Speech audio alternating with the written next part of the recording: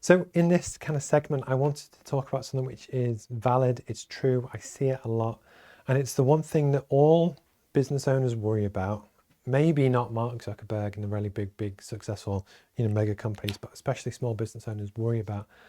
And basically, this is paying for stuff. That what's quite funny, and this is 100% true. So almost as I went through my career, I had lots of jobs in lots of different places.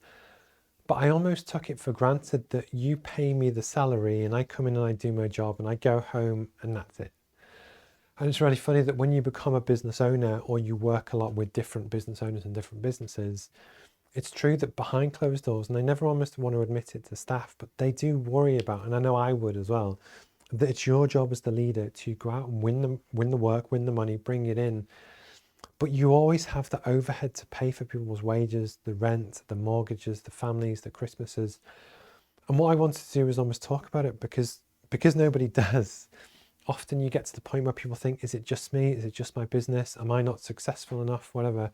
When the truth is actually, and this is from completely separate sources from completely different people, it is something that plays in a lot of people's minds, and it would certainly play on my mind as well. And it's part of the reason why I don't employ staff. So I contract and send out a lot of work, but I don't employ them directly. It's because the truth is worrying about paying for people's rent and mortgages. And if people take a punt to leave a seemingly secure job to come and join you on your mission, what if it doesn't work out? And it's that pressure. And it was just the kind of thing that, paying for staff is super stressful. There is a lot of pressure due to that on business owners that actually people often think, oh yeah, but they might get 100 grand a year or £500,000 a year and they own a £5 million business. But the pressure and stress which comes with that is massive.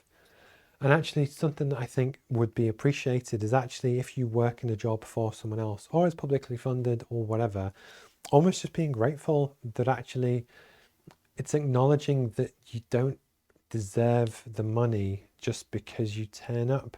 It's all about adding value and really helping business owners and giving back in helping them, deliver a good business and actually keep it in, keep the machine working. Because actually someone is somewhere is taking a risk and they're putting their own house and their own passion and their own livelihood and reputation on the line to give you a job. That actually I think, for people that are employees, there is an element of actually acknowledging that hopefully, but almost use it as a drive to really help you want to add value and help the business owner more to give back.